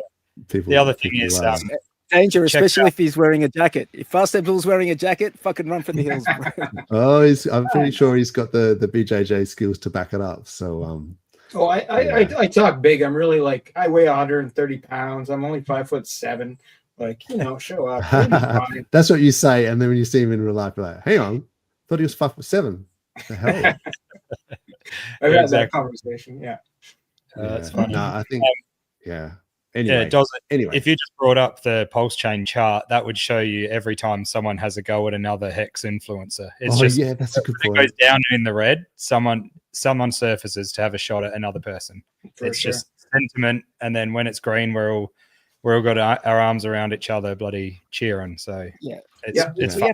We have to stop with the lynch mob fucking mentality. Yeah. Like, can we because you got to be careful, because if you give too many influencers too much shit, there'll be no one talking about your bags. And some of these guys do quit, right? Like it's not like Maddie's obviously resilient, but like there's guys who have disappeared. Why did you think they disappeared, right? It's not because they had a bad day in crypto. It's because they were getting shit from the community for doing what they saw as their job, and then they didn't want to take anymore. They turn off Twitter, delete your account. Like, why not? And so why should they take shit if for free, and if people are going to give them grief? So Yeah, I definitely agree with that. It's like, be careful, because you know what's worse than people talking bad about your chart is when no one talks about it at all. Yeah. That's actually way worse. Yeah. So when people are getting angry and talking about stuff, that's okay. But if you direct it, at the chart, that's fine. If you direct it at the person, then you get them to go away. Then no one's talking about it. That's actually worse for your bags. So yeah, at least you should be financially incentivized for like self-preservation. I like crypto classes comment here, like don't shit in your own nest. Seems like a good policy. Yes, that's a good point. And I think what you were saying, Gina's comment, like saying making mistakes is all part of the learning journey. It's like, yeah, for many of these people, like, how about you come on and try making mistakes live on YouTube? Yeah. No pressure. And deal with that, so yeah, every single day for 70 weeks as well. Like, we can talk because we've done it for 70 weeks in a row, but 43's done it for even longer, like add another 200 weeks on top. I was just going to say, you get like peak FUD, on on the timeline. These are like areas of peak FUD. So whenever you get price go down, just like I'm loving the price go down lately. Like when we have some of the stuff coming, it's like it's been DCA heaven. Yeah, I always talk about almost like a anxiety type feeling. Like, it's basically FOMO, but that feeling of when the price is going up, it's like, this kind of sucks in many ways because I wish it would have stayed down for longer. So I see moments like this as a blessing, but I know a lot of people can't handle it, or they think we're going to miss the bull run. So bros, I think people just need to harden up and lock in. Especially the hex price right now. It's just irrational to me that it's like people aren't looking at the future. Like, that's just my opinion, not financial advice. But like, look, man, like, we're going to get a verdict in like a couple days here. Why is it down 10%? What do you not read the news? Yeah. And look, I could be wrong as well, but like, if Hex is down at this, worse than this at the end, the 2026, then I'll be like, okay, I was wrong. So, and that's fair. But I'll be just as wrecked as everyone else because I'll be would have missed the bull run as well. So, but I don't think that'll be the case. That's my investment thesis. That's what I'm going with. But you choose to spend your money however the hell you want. Dozza, all you wanted this year was a jet ski, wasn't it? That's all you wanted. All I wanted was a jet ski made out of solid gold. Yeah, that's right. Solid gold jet ski. Okay, I didn't know that. No, I just added that bit. That'd be right on the floor of the ocean, you reckon? Yeah. We've downgraded from the golden yacht to the golden jet ski. The golden jet ski. Yeah. No. This is it'd be gold plated so that it can float, and then still. Good. That's a good idea. Still worth less than an actual jet ski. Look, it's the deferred happiness thing. Like, delayed gratification is not deferred happiness. You can still enjoy your life and go out on a jet ski and stuff, or maybe unless you don't have a jet ski. I don't have a jet ski. Rent a jet ski. That's it. For fuck's sake. Yeah, like just enjoy your life, peeps. It's not the end of the world. Let's have a look here. What have we got? We've got Taylor. G'day, HEXican. Oh, Taylor might be new. I do love the drama. Thanks for joining us. The stickiness. It's a good reality TV show. Yeah, that's a good way of looking at it as well. Yeah, I've heard there's going to be a Hex reality TV show. I don't know all the details, but I think Richard's brother's involved somehow. It will likely be interesting, perhaps misguided, but feel free to apply. Wow, is that where we get to see his mate take his keys from his office desk or something? Something happened with that. Yeah, well, that's in the past now. So, but that was a good story too. Yeah, but I think the Rob price, which is short for Richard's only brother, has recovered quite a bit from that particular red candle. I've heard. Oh, that's crazy. Yeah. We might have to look at some charts in a tick. I just wanted to point out one thing. I saw that Tethertron and TRM Labs helped freeze 126 million in USDT linked crime. So that's still a friendly reminder that some stable coins can be frozen. So USDT as well as what about USDC. the new DAI? Is that going to be like Sky. USDS? Yes, same deal. Same deal. And the PayPal one too, I think, can also be frozen. Yeah. And also Coinbase to delist USDT and other non-compliant stablecoins in the EU. So for some reason, Coinbase, I think it's because of the new MiCA regulations, they're going to remove stablecoins that don't meet those regulations, including USDT. So there was a bit of FUD there as well. There's been so much in the past week or two about that. So much FUD about it. It's like people were trying to just manipulate the price in a way, because at the end of the day you can just use a different stable coin. So totally. And like there's decentralized stable coins, like all the liquidity forks that do not rely on being listed anywhere. They're over collateralized stable coins, like with more assets behind them than the coin at any given time. Right. Yeah. And you can interact with those without being doxxed.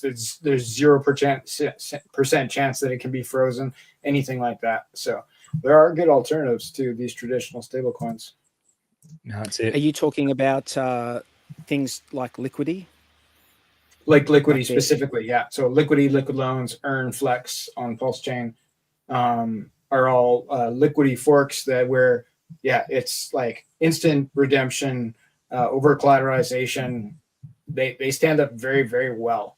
And when there was that big crash in the USDC price, the Liquidity price on like the LUSD price on Ethereum actually went up to $1 like 18 cents or something like that, because people fled there. People who understood fled there as the place of safety, because they knew it couldn't go under $1. It wasn't possible, right? So it played very well during that time where USDC went down to 80 cents or whatever. Liquidity went up to $1.18 or something like that. So it was there are good decentralized stable coins that are on chain that can't be turned off, right? There's like Liquidity doesn't even run their own front end. They provide links to other people's front ends, right? And the front end code is public and available. Like I could run one up tomorrow, I'd hand it to my devs, turn this on, guys, and I'd have a new front end for Liquidity on Ethereum, right? Like it's that's the way to do it. Yep, very nice.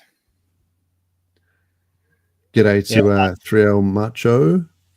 What is up? There's a few people here. Good to see you, El Macho. Thanks for coming. Yeah, definitely. Hans just wants you to rip out the chart, don't you? Yeah. Look, I had to mute Hans. I think I might because of he just kept shilling his coin, but maybe I'll turn over a new leaf and unmute him for the new year. Yeah. But I was just like, every time, bro, too many mutes. But yeah, there's plenty of charts we can look at if everyone is if anyone's keen to have a quick look. Yep. So I mean, I don't want to bore everyone with the details, but we talked about BTC sort of running the show at the moment, and if you look at total 2,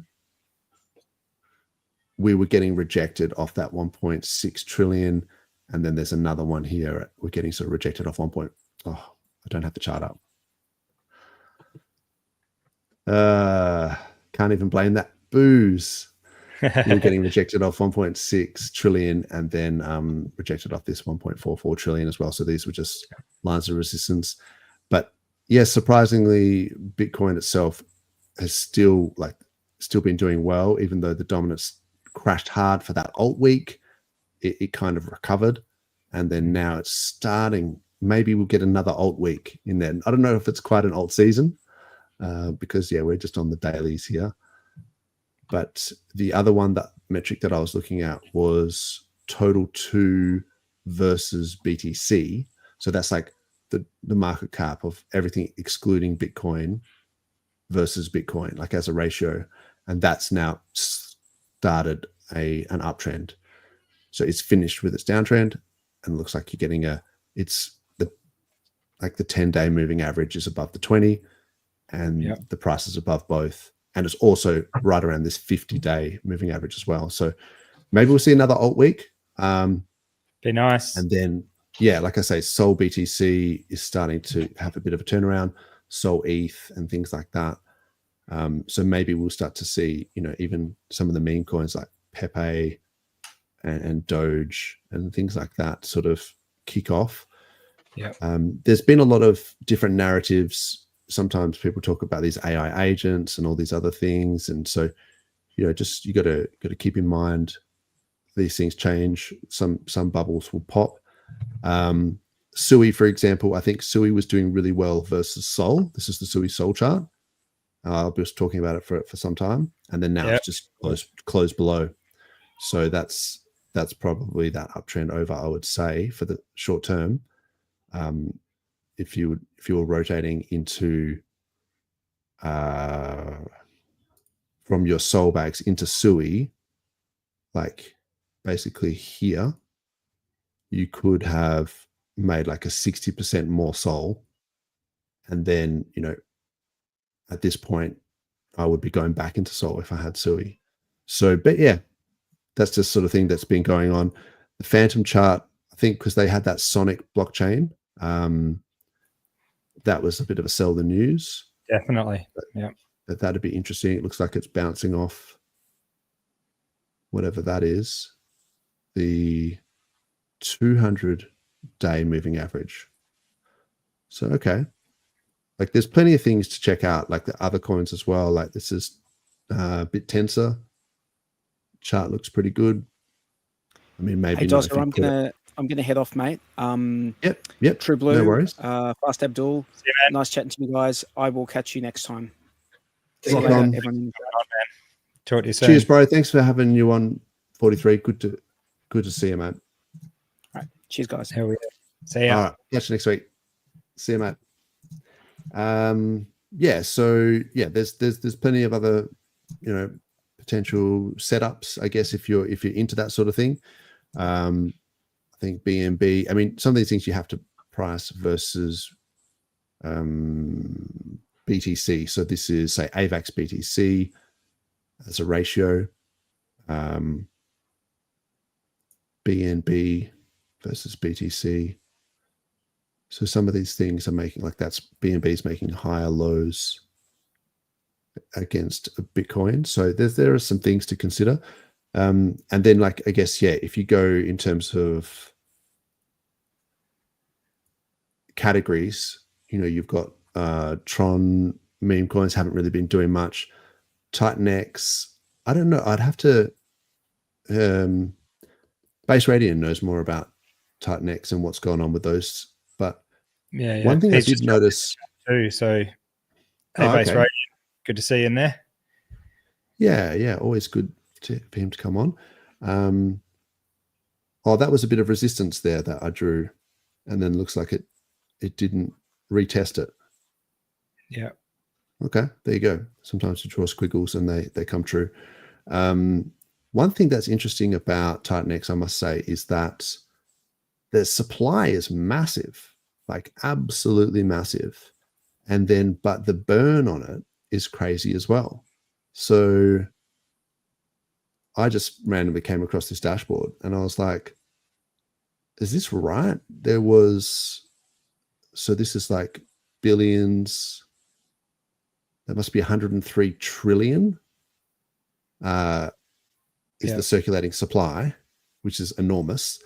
But they've actually burnt more than half of the supply. 103 trillion circulating, 120 trillion burnt. That's unreal. Yeah. That is crazy. So, it does sound like a lot. But I think they've got a lot of protocols built on top of each other that sort of burn. Oh, yeah. They have a new one coming out every week or two. There's something else that burns TitanX or, arbitrages TitanX. There's all kinds of stuff. Yeah. One thing that was a bit sad to see was the liquidity in some of these Tangang tickers has dropped like a stone. So yeah, a bit concerning. It almost all of that's 2.9 grand. Yeah. That's crazy low liquidity. So not Just sure about what's going on then. Yeah. If these guys are moved to Chia or what, but now might be the time to buy if the core members are out that have were previously dumping those tokens, then like maybe the bottom's in. That's less than a PulseChain conference ticket. Yeah, that is 2.9K. Sorry, that's a cheap joke. Yeah, I reckon they're all just upset that Fast Abdul's made pools for them on 2FUCKs. They were quite upset about that, but really? I can tell that some of them are using that. So I think it's all relative. But I just call them my marketing team now. They promote for me, just not in the way that they think. All right. Solana Jeet coins are jeeting, as you would expect. What about these Pokey coins? Not a lot of action. Even Somi's Pika chart didn't look that good last time I looked at it. Yeah, downtrend. So that was from December. I guess that might have been because it's paired with Pulse, and maybe because Pulse is since that sort of Finland FUD. Yeah. So that all could these have been coins are leverage on Pulse effectively, right? Yeah, that's true, isn't it? So if Pulse is going down, although, what's that? The Gray's currency, the PTGC. Yeah, it's down too. Okay, 7% for the day. God damn. Yeah, that got hammered on that. Look at the price versus Pulse, though, right? Yeah, that's it. Let me just get rid that of red line you see. That's the Pulse red line, like almost to a T. Yeah. Yes. So if we price it in terms of Pulse, it's actually been going up versus Pulse. So there are some. I mean, this is a tax token as well. So people, I feel like this is a hard one, because do people even know how to sell it? Because sometimes you can't even sell these things on Pateus unless you set your slippage really, really high. Yeah, so well, same on PulseX, you'd have to set your slippage higher to sell it because it's a tax token. I think this is a real community token, though. They do understand how to sell it. It's not there because they can't sell it. It's not a honeypot. No, you can sell it. I think, is it like gopulse.com/x? I think if you use this one, you can set your slippage a lot higher. Oh yeah, or just the PulseX website, any of the above. Yeah, but I think even with Pateus, I've had some problems with the tax coins because of the way it does the routing. It's like it's routing it through 5 different pools, and then because there's tax, it's like it can't handle it, and it just transaction gets reverted. But yeah, if you bought it on the actual DEX, then and set your slippage high, that would work. So throw some coins in the chat if you want. I think PDI and PRAT BTC. I think I talked a little bit of smack about their chart a while ago. This was the PDI, only because it looked like it did a double top. And I was like, ooh, rejected off the double top. So, but yeah, opportunity is always there. It's at 001. So it's funny how no one talks about these things when they do poorly, and they just all come and dunk when it does well. But it's like, that's the last time I want to hear about it, is when it's already mooned. It's like but yeah, I guess. Yeah, that's what we say about onboarding, isn't it? When we talk to people, it's like some people want to see a good looking chart, but yeah, that's not really the best time to get in. So when it's low, they're worried. They're like, but look how bad it looks. It's just come down. It's like, well, that could be the best time. Oh, yeah, for sure. Especially on these meme coins, if it's leverage on Pulse, and if there's substance there, and there's not whales who are going to dump it to nothing, like could be the tap on your shoulder saying this is your chance. Yeah. And what's that the other address thing in the chat? Fast Abdul, is that what was that one for? Sorry, I just saw in the that one there. I can't open it. A contract number for you if you want to look at a token. Yeah, right. You're asking for tokens. I can't copy comments for some reason. I don't know why. Oh, really? Can you put it in the private chat? He'll be able to do it then. Yeah. If you put it in the private chat, I can. But for some reason I can't, because people have done that before, and I'm like trying to copy the contract address. So yeah, there's lots of PRC20s. You know, I like to look by volume, because you just sort of think, what are people actually trading? And so the PRAP BTC I still think is one to consider. Hey, in terms of the core coins, go ahead. Sorry, Gina was saying that HOA has some, obviously they use 9 mil or 9 millimeter. I've looked it up. I can't get it to open up though, but there is 200 and something thousand liquidity in HOA on 9 mil. But I can't see what sides it on. So just that's V3 though, right? Yeah, it is V3. Yeah. So it could be single-sided, like it could be 0 pulse against it. Exactly. Yeah, I can't load that up for some reason. Oh, I have this. This is the 9 millimeter pool that I had up. That was it says 38 grand liquidity, but it's only less than 3 grand on the buy side. That's what I was saying. Is that the V3? Yeah, that's the V3. Yeah. Oh wow. Because it's asymmetric. Yeah. Yeah. But maybe there's another pool that I'm not looking at, but I was just like, what is going on?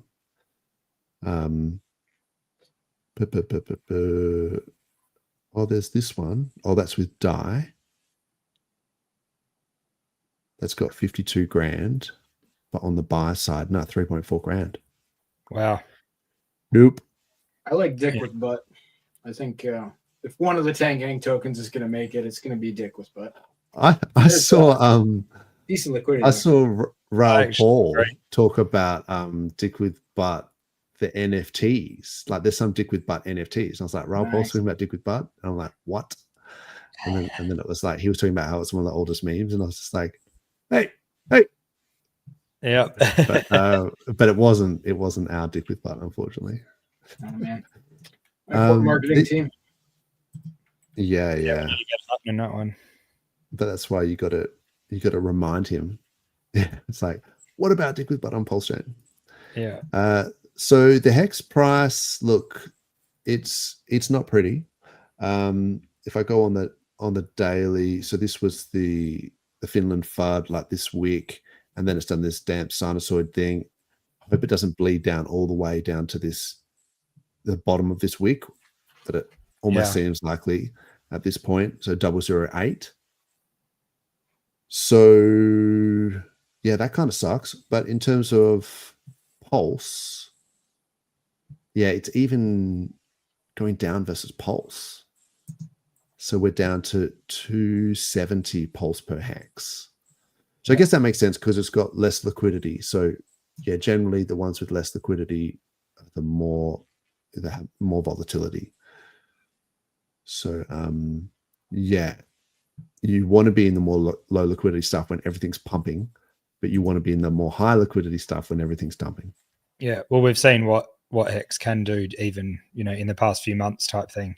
The low liquidity, how it went. So, and we're just back.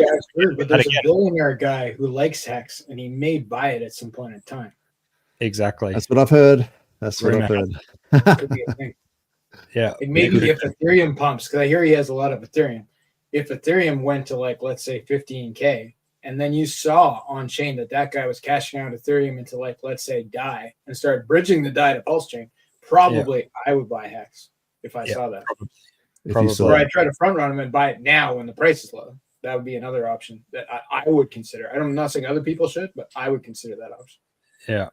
I also heard Richard Hart say just recently that there's a Twitter account named Richard Hart that often talks about Hex and PulseChain and stuff like that too. So I've heard of that guy. Yeah. This is a good point. Gina pointed out that the GoPulse guys do have a 3% fee on top of. So it was only for that Gray's currency that I was sort of using that. But you're probably right. Ooh, you're probably just better terrible. to use PulseX and then set your slippage high.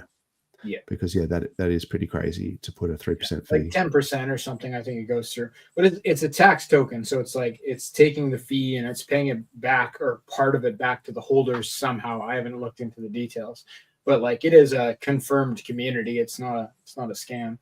And tax tokens have done very well in PulseChain this round, even though the traditional advice was that all tax tokens go to zero. But we have like a thriving network of tax tokens right now.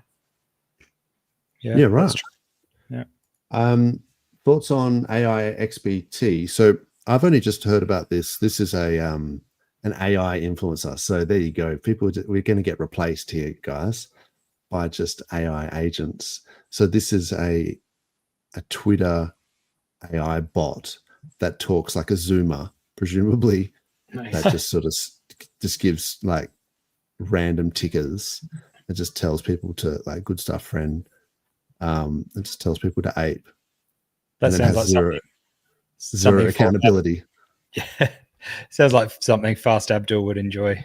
He's in it for the tech. I like the idea. Yeah, you get a Zoomer version of me.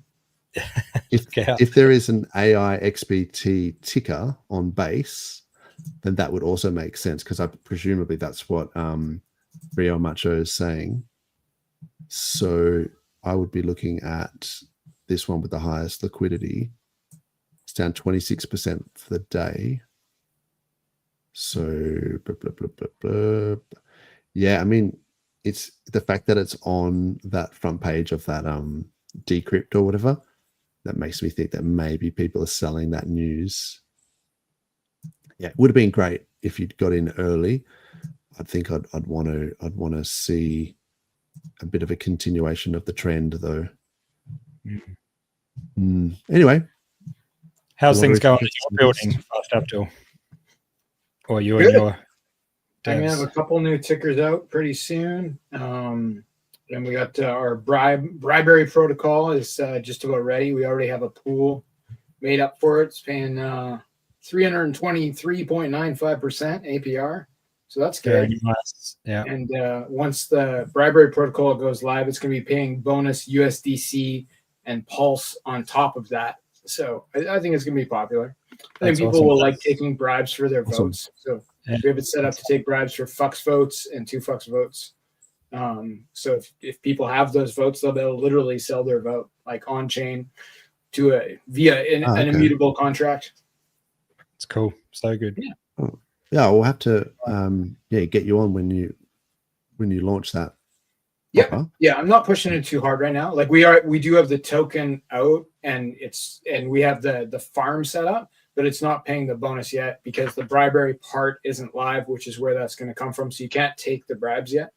Right. But we will once that's out, I'll be doing the media tour because it's pretty cool actually. And it's like a protocol that we forked from Ethereum and then made improvements to. Called Hidden Hand, which is like people make millions of dollars on Ethereum there. So it's like it's legit stuff. I thought it maybe had something to do with the Yearn protocols. Nope. Because cool okay. Too. Yeah, because I was looking into those because I just I think when price goes down, might have a voting thing on it. Well, they have a thing. Oh, I'd have to see if I can find the. Oh, like I've got it here, but I don't know where to look in terms of vaults, because they had something where they were like, they had some bribe thing in there, and I remember seeing it. It was probably. I'm looking at the Hidden Hand website. I'll see if Yearn is on there because they might have a connection because they're like a farming protocol. Yeah, they might have been just pushing people to use it to push their votes because they probably have connections with Balancer and with Aura Finance and Curve and stuff like that, which is where so there could be a connection there. I think there's like a Yiffy or a Y curve, or there was something in there that I remember looking up, and they had these. Oh, it was basically like you could lock it up the yield, and there was. I would have to look it up. Okay, people do things where they loop the bribes into the yield, and that's been done a couple times. Like Badger Finance did it, and a couple others where they actually built in the bribes you could receive into like a yield compounding thing. So Yearn might have done that because they have like compounding yield options. So, but like with things like balancer tokens, convex tokens, Aura Finance tokens on Ethereum, you can take the bribes, and then some guys, had it so that you could take the bribes and it would recompound, so you had more votes next time, and then take more bribes, and like getting yield from all kinds of different angles. So there's some pretty cool vault systems like that are going to pop up on PulseChain too. The SparkSwap guys have some vaults. There'll be things like that. Yeah, right. Yeah, I remember the SparkSwap guys had that auto compounding vaults and things like that, which was pretty cool. Yeah, and they can maybe work in something like this as well. Though that's a separate piece of code. It would kind of be a big deal, but it's it's definitely possible, and it's been done on Ethereum already. So gives me confidence. Right. That's awesome. Yeah. Cool, man. Cool. Yeah, no, it's always good to see people building. Yep. Awesome. All right. Well, yeah. Is there anything you guys wanted to say before we wrap it up? I reckon just hit the subscribe button, please. We still haven't hit the crack the K, and we just want to crack the K. Come on. Oh, that's right. Any new people watching? Yeah, thanks for watching, and hit the like and subscribe. That'd be so good.